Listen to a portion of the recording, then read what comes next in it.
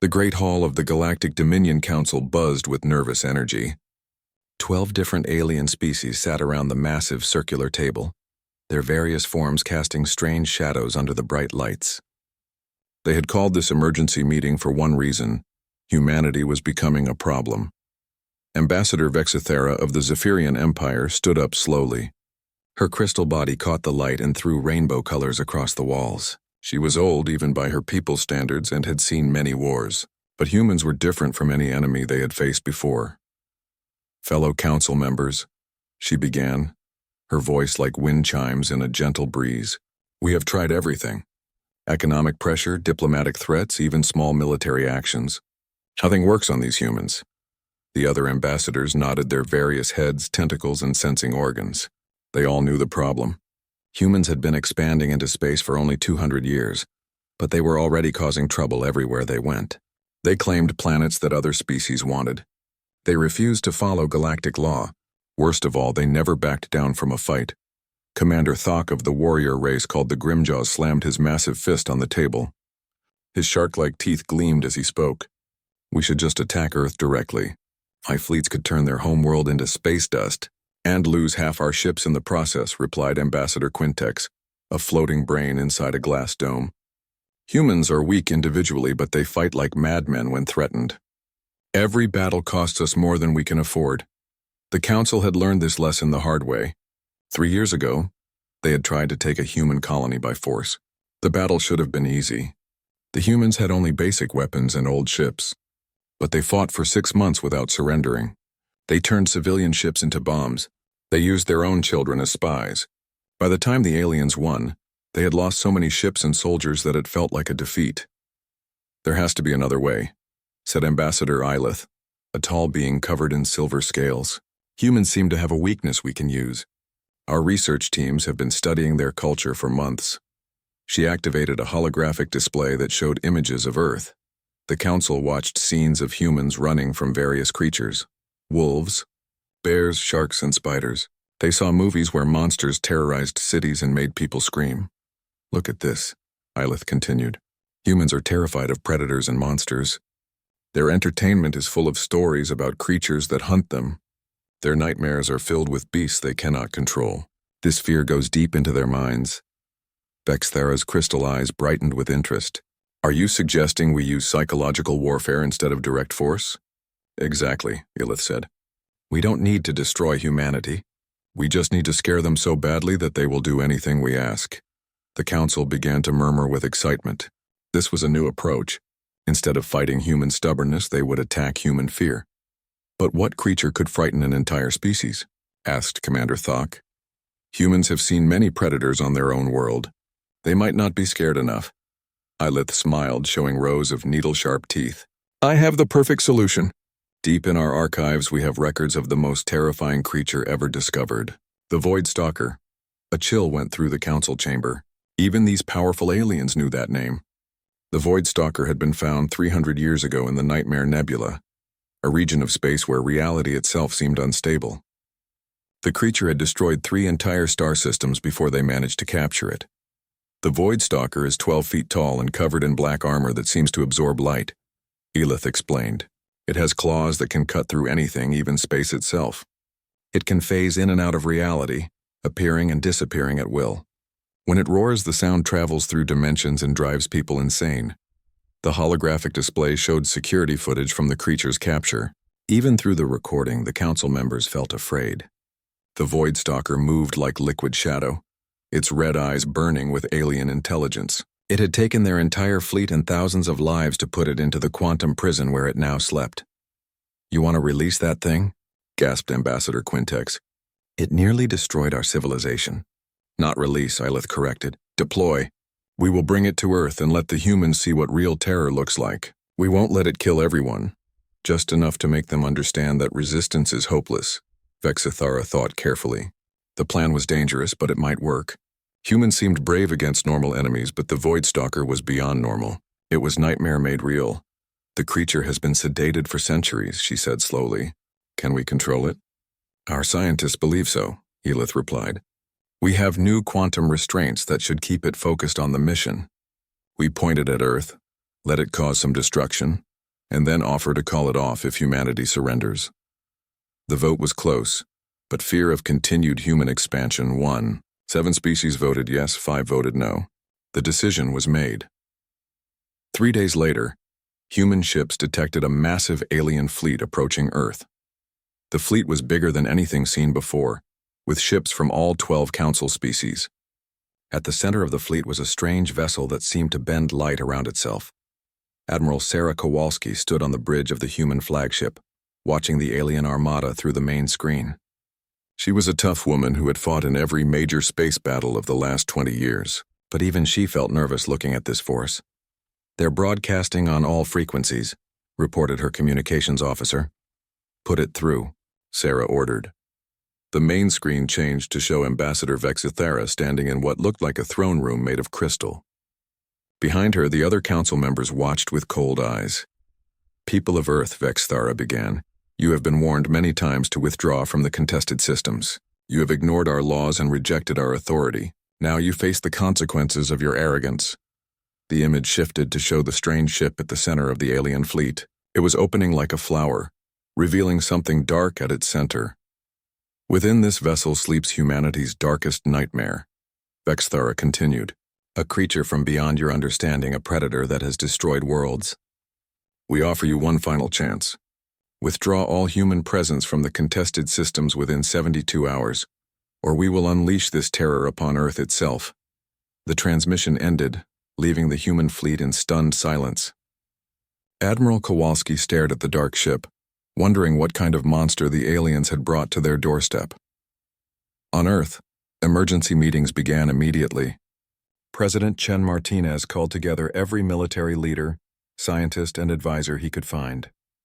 The debate was fierce but short. Humanity had never backed down from a threat, and they would not start now. 72 hours later, President Martinez broadcast his response to the galaxy. "To the Galactic Dominion Council, we say this: Earth does not negotiate with terrorists. We do not abandon our people. If you want a fight, you will get one. Humanity stands ready." High above Earth in the quantum prison ship, ancient systems began to hum with power. The Void Stalker, sleeping peacefully for 3 centuries, started to wake up. Its red eyes opened slowly, and for the first time in ages, it sensed prey nearby.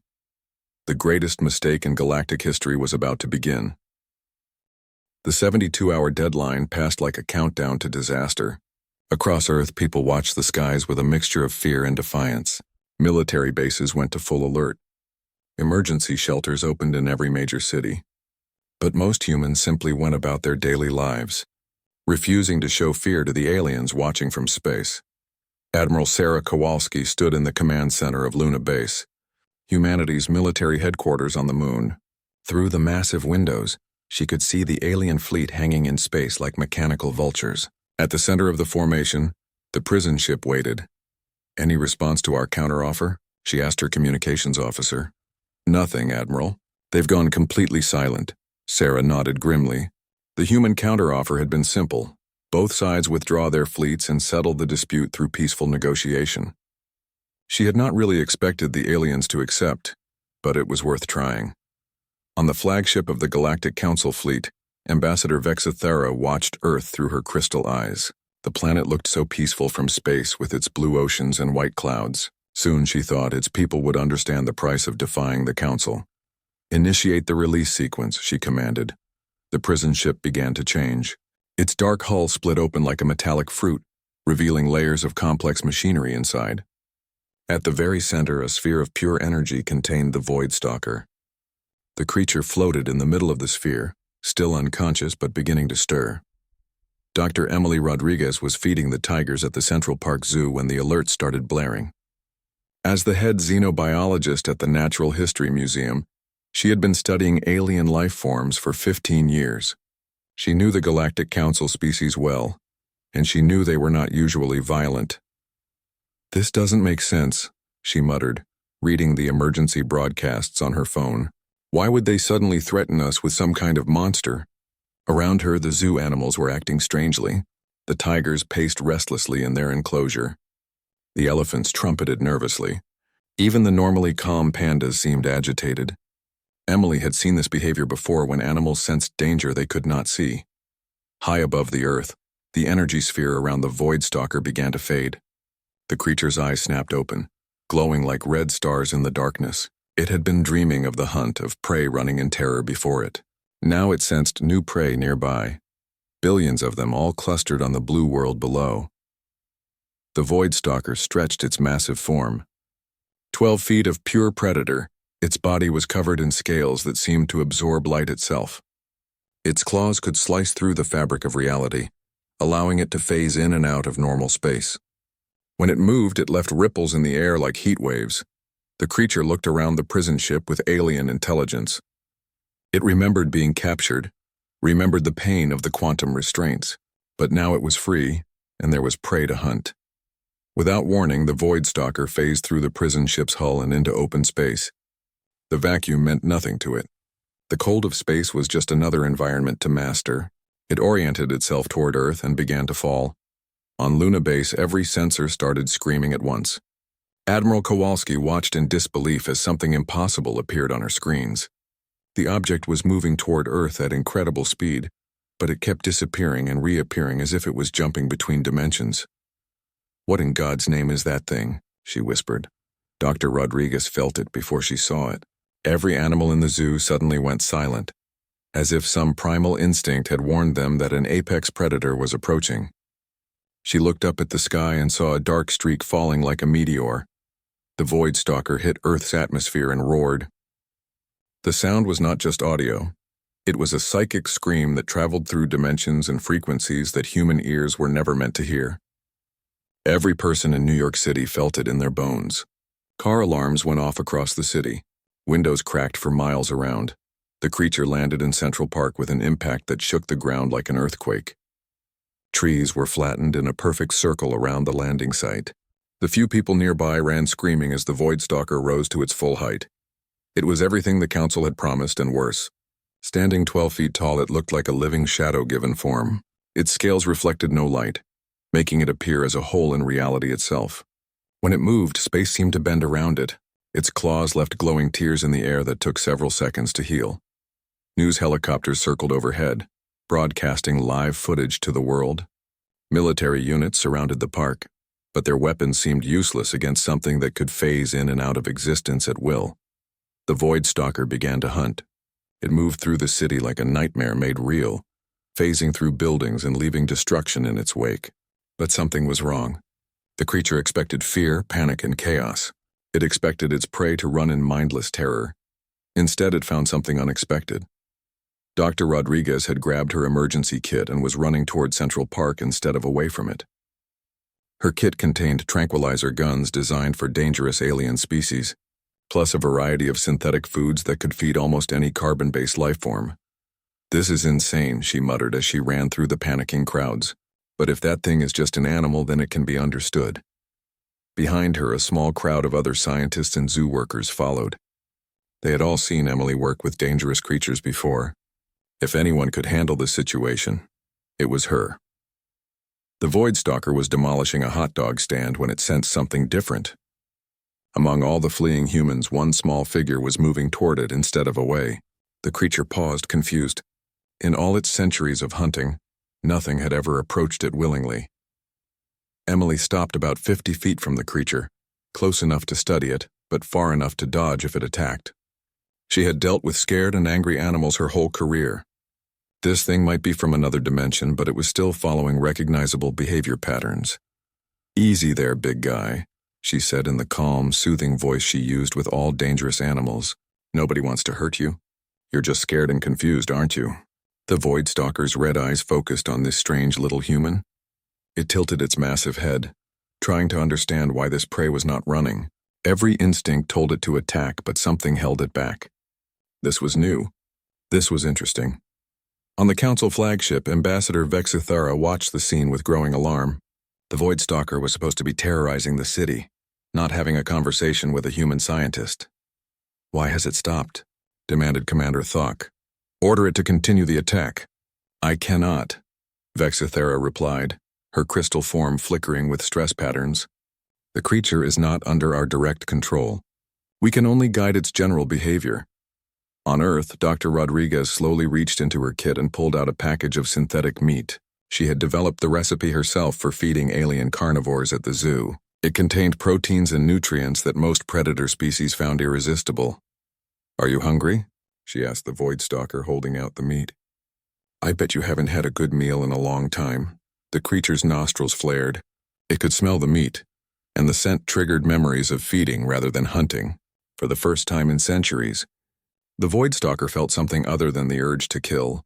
Slowly, carefully, the greatest predator in known space lowered its massive head toward the small human offering it food, and in that moment the Galactic Council's perfect plan began to fall apart.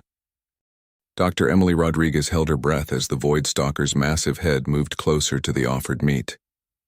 She had faced down angry elephants and territorial tigers, but nothing had prepared her for this moment. The creature's red eyes were larger than dinner plates, and she could feel heat radiating from its alien body.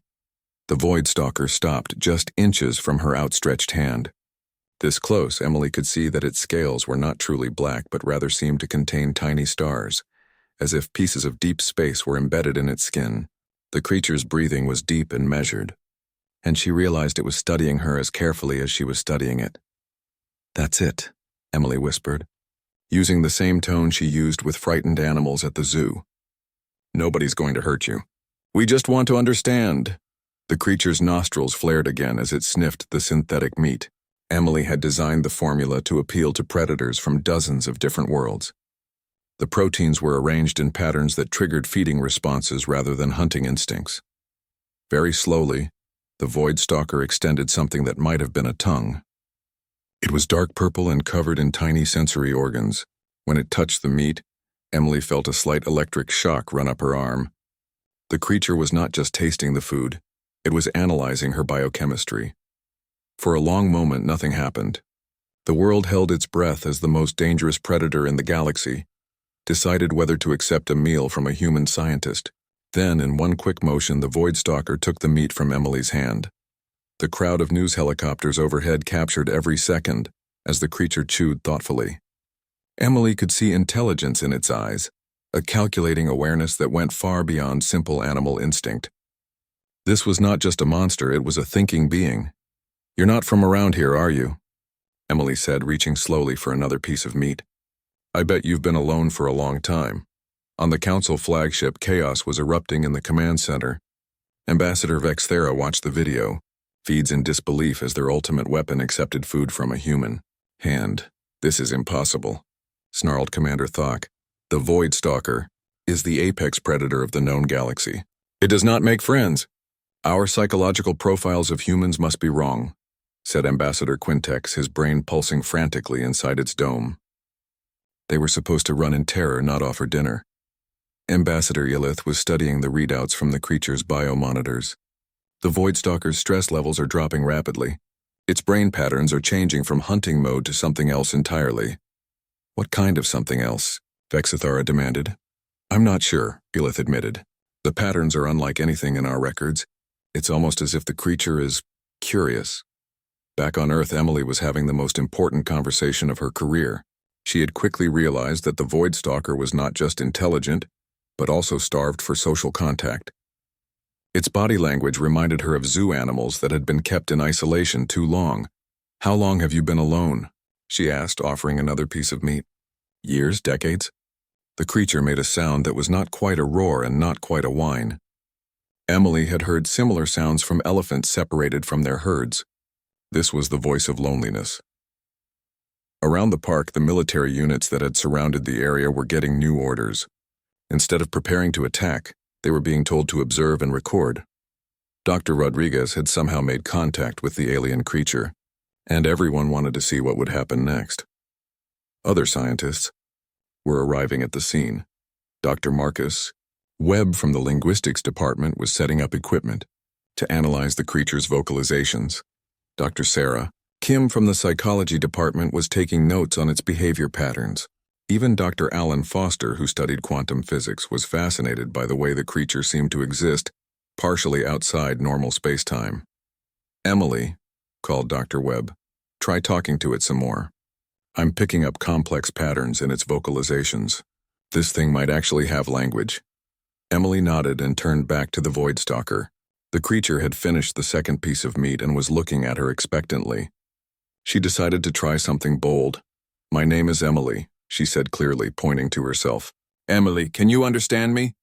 The Void Stalker tilted its head and made a series of complex sounds.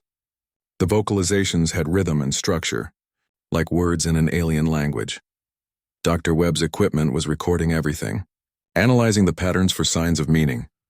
"It's definitely trying to communicate," Webb called out. "The sound patterns are too complex to be random." Emily smiled and tried again. "Emily," she repeated, pointing to herself. Then she pointed to the creature. "What's your name?" The Void Stalker made another series of sounds, but these were different from before. It seemed to be trying to copy the rhythm of Emily's speech. After several attempts, it produced something that almost sounded like Emily. "Oh my God," Emily whispered. "You're trying to say my name." The creature made what might have been a pleased sound and tried again.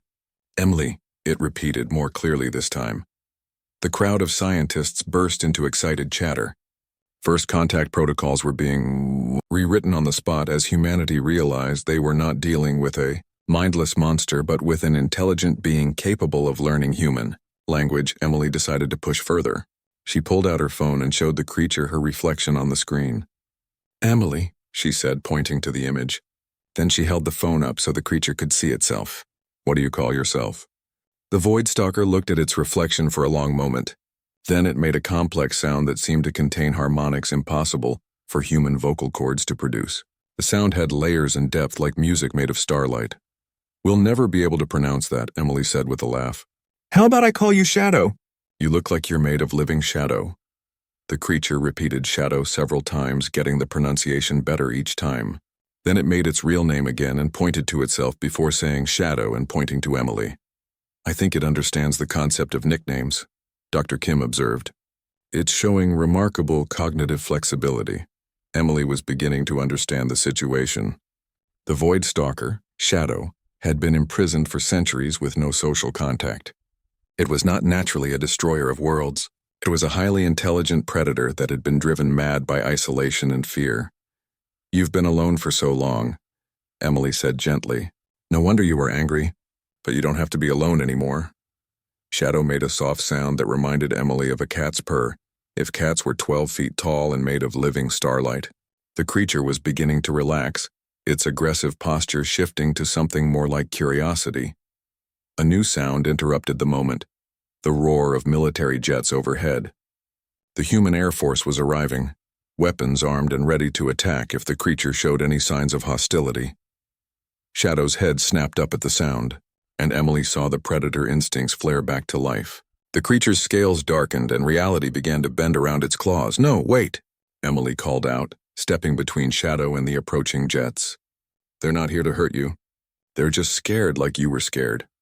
Shadow looked down at the small human standing protectively in front of it.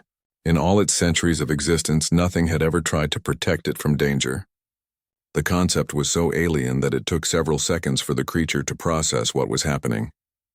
Emily turned to the military frequency on her radio. "This is Dr. Rodriguez. Tell those pilots to back off. The creature is not hostile." "Repeat, the creature is not hostile." "Dr. Rodriguez," came the reply. "You are in immediate danger. Please move away from the alien so we can neutralize the threat." "The only threat here is those jets," Emily replied firmly. "This creature is intelligent and peaceful. If you attack it now, you'll destroy the most important first contact in human history." Shadow listened to the conversation with growing understanding. These humans were arguing about whether to hurt it or protect it. The small one called Emily was choosing protection. This was a concept so foreign to the Void Stalker's experience that it fundamentally changed how the creature saw the entire situation. Slowly, carefully, Shadow lowered itself until it was lying on the ground like a giant cat. It was a position of trust, leaving itself vulnerable to show that it meant no harm. Emily smiled and sat down beside the massive creature. "That's it, Shadow. Show them you're not dangerous. We're going to be great friends, aren't we?" Shadow made its purring sound again and carefully, very carefully, moved its massive head closer to Emily. For the first time in centuries, the greatest predator in the galaxy felt something it had almost forgotten: contentment. On the Council flagship, Ambassador Vexithara watched the scene with horror. Their ultimate weapon had just made friends with the enemy. Humanity was supposed to surrender in terror, not adopt their monster as a pet. "Recall the creature immediately," Commander Thok demanded. "I cannot," Vexithera replied. "The quantum restraints were designed to keep it contained, not to control its behavior. We have no way to force it to return." The greatest military operation in galactic history had just become the greatest diplomatic disaster, and it was only the beginning. 3 days after first contact, Dr. Emily Rodriguez found herself in the most unusual situation of her career. She was sitting in Central Park at sunrise, sharing breakfast with a 12-foot-tall interdimensional predator who had learned to say good morning in 17 different human languages. "Good morning, Shadow," Emily said, offering the creature its daily portion of synthetic meat. "Good morning, Emily," Shadow replied, its voice like distant thunder. The creature had been practicing human speech constantly, and its pronunciation was improving rapidly. Around them, Central Park had been transformed into an impromptu research facility. Scientists from around the world had gathered to study Shadow, while engineers worked to build proper accommodations for Earth's newest resident. The creature seemed to enjoy the attention, often posing patiently while researchers took measurements and samples. Emily had spent the last 3 days learning everything she could about Shadow's species and behavior. The Void Stalker was indeed highly intelligent, with cognitive abilities that surpassed most known alien species. It was also incredibly lonely, having spent centuries in isolation before its capture by the Galactic Council. Emily called Dr. Marcus Webb, approaching with a tablet full of translation data. "I've made a breakthrough with Shadow's language. It's not just sounds, it's multidimensional. The creature communicates through reality distortions as well as vocalizations." Emily looked up with interest. "What do you mean?" "Watch this," Webb said, turning to Shadow. "Shadow, can you show us your real name again?" Shadow nodded and spoke its true name. As the complex sounds filled the air, reality seemed to shimmer around the creature. The distortions formed patterns in space-time that carried additional meaning beyond the audible components. "It's like signing with reality itself," Webb explained excitedly. "The Void Stalkers don't just speak. They sculpt meaning into the fabric of space. It's the most sophisticated form of communication we've ever encountered." Emily watched in fascination as Shadow continued to demonstrate its abilities.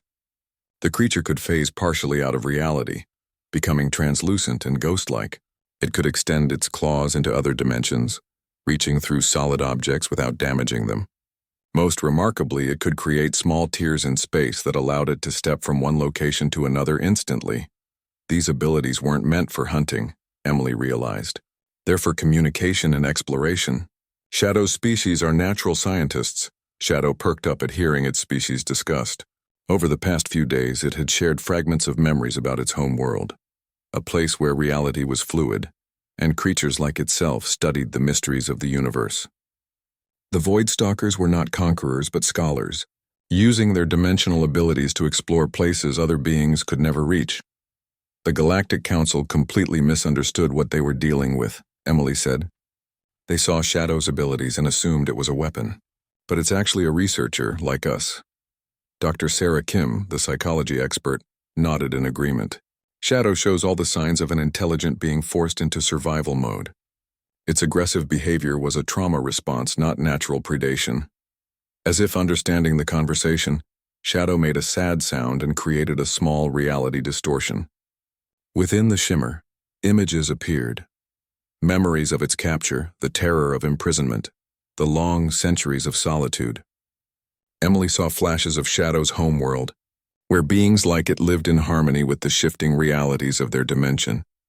"Oh, Shadow," Emily said softly, reaching out to touch the creature's massive paw. "You've been trying to go home all this time, haven't you?" Shadow's eyes began to glow brighter, and it made a series of complex sounds that the translation equipment rendered as something like home longing, pain, hope. The moment was interrupted by the arrival of General Patricia Hayes, the commanding officer of Earth's Defense Forces. She approached the group with obvious caution, still not entirely comfortable with having a former galactic terror weapon living in Central Park. "Dr. Rodriguez," the general said formally, "we've received another communication from the Galactic Council. They want their creature back." Emily stood up, unconsciously placing herself between the general and Shadow. Shadow isn't their creature anymore. It's a free being with the right to choose where it wants to live. The council doesn't see it that way, General Hayes replied. They claim the creature is their property and are demanding its immediate return. Shadow listened to this conversation with growing understanding. Over the past few days, it had been learning about human concepts like freedom, friendship, and individual rights. The idea that it could choose its own fate was revolutionary for a being that had spent centuries in captivity. Emily, Shadow said carefully. Shadow, choose. Stay. Emily's heart nearly broke at the hope in the creature's voice. Yes, Shadow. You can choose to stay if you want to. Shadow made a sound of joy that sent ripples through the nearby trees. Then it did something that surprised everyone.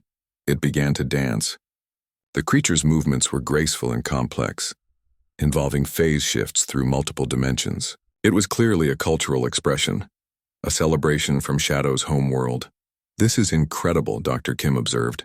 Shadow is showing us art from its species. We're witnessing the cultural exchange of the century. General Hayes was less impressed. The Galactic Council isn't going to accept artistic expression as an answer. They have 12 species worth of warships up there, and they're getting impatient. Emily looked up at the sky where the alien fleet still hung like a threatening storm cloud. She had been so focused on Shadow that she had almost forgotten about the larger political situation. What exactly do they want? She asked. Complete human withdrawal from all contested space systems, General Hayes replied, plus the return of their creature. If we refuse, they're threatening to send down more monsters. Shadow's head snapped up at the word monsters, and its scales darkened with anger. It made a series of harsh sounds that the translation equipment struggled to process.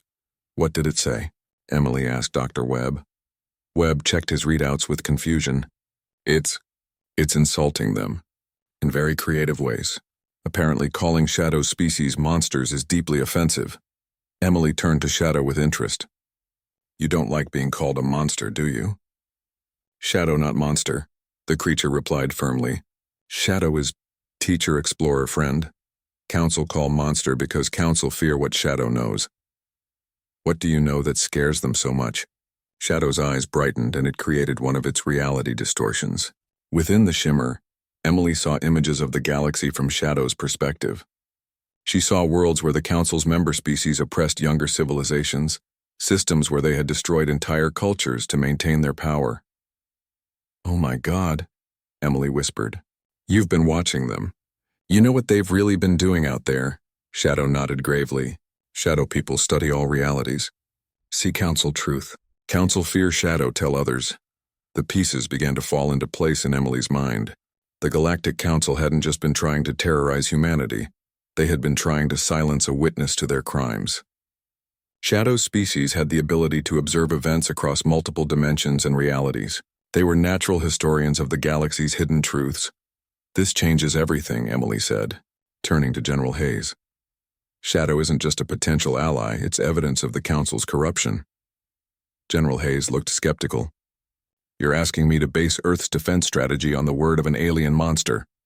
Shadow, friend, the creature said firmly, looking directly at the general. Shadow choose protect Emily people.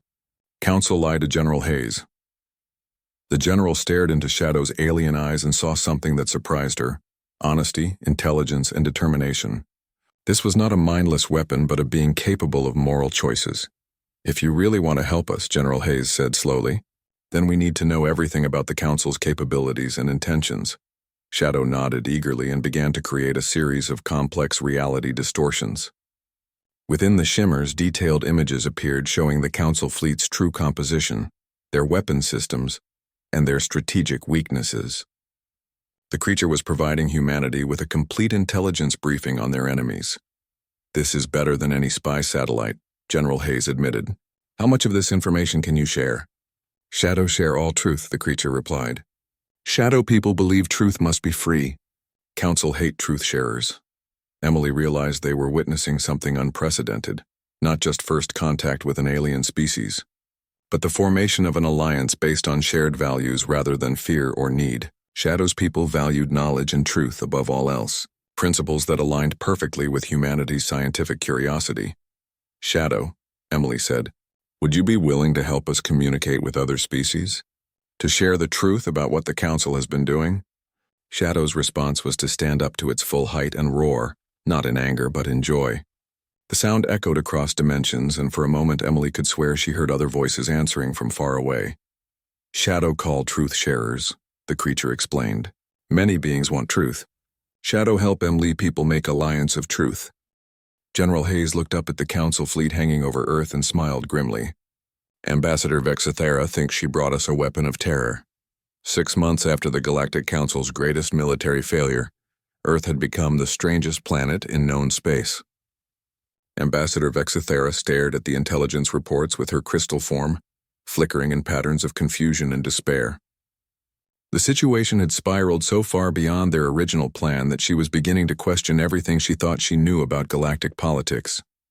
"Explain this to me again," she said to her intelligence officer, a nervous creature that looked like a walking mushroom with eyes. Slowly. "Well, Ambassador," the creature began, checking its notes. "The humans have somehow turned the Void Stalker into what they call a therapy animal. It now has official certification from their planetary government." Vexthara's crystal body went completely transparent with shock. "Therapy animal?" "Yes, Ambassador. The creature has been trained to help humans with emotional problems. It spends 3 days a week at something called a children's hospital, where small humans pet it and feel better. The rest of the week it works with their military as a communications specialist." The ambassador needed several minutes to process this information. The most feared predator in galactic history was working part-time at a children's hospital. The absurdity was beyond comprehension. "What about the military applications?" she asked weakly. "That's where it gets worse, Ambassador. The creature has been teaching humans about dimensional physics and reality manipulation. Their scientists are advancing at an unprecedented rate. They've already developed new forms of space travel based on the creature's abilities." Vexthera slumped in her crystal throne. This was not how conquering inferior species was supposed to work. On Earth, Dr. Emily Rodriguez was having the best day of her professional life. She stood in the main hall of the United Nations building, watching as representatives from 17 different alien species signed treaty agreements with humanity. Shadow stood beside her wearing what had become its signature accessory, a collar that read "Earth's Goodest Boy" in 12 different languages. The transformation had been remarkable. After Shadow began sharing intelligence about the Council's corrupt practices, other alien species had started reaching out to humanity secretly. It turned out that many civilizations were tired of the Council's authoritarian rule, but had been too afraid to resist alone. Shadow's testimony about the Council's crimes had given them hope for change. "Shadow," Emily whispered as another delegation signed their agreement, "you've started a revolution." "Revolution good," Shadow replied in perfect English. Its language skills had improved dramatically over the past 6 months. Truth-sharing make all beings free. The revolution had indeed been remarkable. Shadow's ability to access and share information across dimensional barriers had provided evidence of the Council's oppression of dozens of species. What had started as a simple alien invasion had become the greatest liberation movement in galactic history. President Chen Martinez approached Emily and Shadow with a huge smile on his face. "Dr. Rodriguez, I have wonderful news. The Galactic Court of Justice has officially recognized Shadow as a free citizen of Earth. The Council's claims of ownership have been permanently rejected." Shadow made a pleased, purring sound that caused several nearby humans to smile. The creature's emotional expressions had become familiar and comforting to people around the world. Children especially loved Shadow, often drawing pictures of the creature that it would carefully examine and approve with serious consideration. "There's more," President Martinez continued. "The court has also ruled that the Council's invasion of Earth was illegal under galactic law. They're ordering reparations to be paid to humanity for the trauma and disruption caused." Emily laughed with delight. "So we're getting paid for being invaded by our new best friend?" "Essentially, yes," the president replied. "The court has also named Shadow as an official witness in the ongoing investigation of Council war crimes. Its testimony is helping to build cases against corrupt officials across 12 star systems." Shadow's eyes brightened with satisfaction. "Justice comes for truth haters," it said. Shadow people proud of Shadow choices. The mention of Shadow's people brought up another remarkable development. Contact with Shadow's home dimension had been re-established, and other Void Stalkers were beginning to visit Earth. They came as researchers and diplomats, eager to study human culture and share their advanced knowledge of dimensional science. Dr. Marcus Webb approached the group with a tablet full of new translation data. "Emily, you need to see this. We've just received a formal communication from the Nexari Empire. They want to hire Shadow as an official mediator in their border dispute with the hegemony." "Hire Shadow?" Emily asked with amusement. "What's the going rate for interdimensional predator mediation services?" "Apparently 3 tons of refined platinum and a formal apology for calling it a monster," Webb replied with a grin. Shadow considered this offer seriously. "Shadow accept if they include good meat. Nexari food very bland." The creature's practical approach to diplomacy had become legendary throughout the galaxy. Shadow evaluated every situation based on simple principles. Was it truthful? Was it fair? And was the food acceptable? This straightforward moral framework had proven surprisingly effective in resolving complex political disputes. General Patricia Hayes joined the group, carrying an official-looking document. "Dr. Rodriguez, I have something special for you and Shadow. It's from the mayor of New York City." Emily took the document and read it aloud. "Official certificate of adoption. Be it known that the creature known as Shadow, formerly designated as Void Stalker, is hereby officially adopted by the City of New York as our beloved municipal pet. All rights and privileges of citizenship are hereby granted, including full access to all public parks, free health care, and unlimited pizza privileges." Shadow's purring sound grew so loud that it vibrated the windows of the UN building. "Shadow love pizza," it announced to everyone present. The crowd of diplomats and officials burst into laughter. The sight of alien ambassadors chuckling at the mention of pizza privileges for an interdimensional predator perfectly captured how much the galaxy had changed in just 6 months. But not everyone was laughing. On the council flagship, the remaining loyal members were holding an emergency session. Their empire was collapsing as species after species declared independence and joined the new galactic alliance of free worlds that humanity and Shadow had helped establish. "We have lost everything," Commander Thok growled, his shark-like teeth gnashing in frustration. 12 star systems have declared independence this week alone. The creature has made us a laughingstock," added Ambassador Quintex. "There are comedy shows about us on 100 different worlds. We are the species that gave humanity a pet monster." Ambassador Vexithera stared out at Earth, where celebration fireworks were lighting up the night sky. The humans were having a party to celebrate their new galactic alliances, and their pet monster was probably enjoying premium Earth beef and children's birthday cake. "I resign," she announced quietly. "You cannot resign," Thok roared. "We need to salvage what remains of our authority." "There is nothing left to salvage," Vexithera replied. "We brought humanity their greatest ally and called it a weapon. We handed them the key to galactic freedom and thought it was a threat. We have been outmaneuvered by a species that makes friends with everything they encounter." She stood up slowly, her crystal form now completely clear and bright. "I am going to Earth to formally surrender and request asylum. Perhaps the humans will show me the same kindness they showed our ultimate weapon." Back on Earth, Emily was tucking Shadow into its custom-built sleeping area in Central Park. The creature had its own specially designed shelter that could accommodate both its physical form and its dimensional abilities. Around the shelter, thousands of get-well cards and drawings from human children covered the walls. "Emily," Shadow said as it settled down for the night. "Shadow want to say important thing." "What is it, big guy?" Shadow's eyes glowed softly in the darkness. Shadow was lost. Shadow was angry. Shadow was afraid. Then Shadow met Emily people. Now Shadow has purpose. Now Shadow has family. Thank you for teaching Shadow what family means. Emily felt tears in her eyes as she patted the creature's massive paw. Thank you for teaching us that the scariest-looking beings can have the biggest hearts. Shadow made its gentle purring sound and closed its eyes. Around it, the sounds of Earth at night provided a lullaby. Traffic, music, laughter, and the voices of millions of humans living their lives in freedom. The next morning brought news that made the entire planet celebrate. The Galactic Council had officially dissolved, with its member species choosing to join the new alliance of free worlds. The age of galactic tyranny was over, replaced by an era of cooperation and mutual respect. And at the center of it all was a 12-foot-tall interdimensional predator who had learned that the best way to change the galaxy was not through fear, but through friendship, truth, and really good pizza. Dr. Emily Rodriguez received one final document that week, adoption papers signed by Shadow itself, using a claw dipped in special dimensional ink that shimmered with otherworldly light. The PA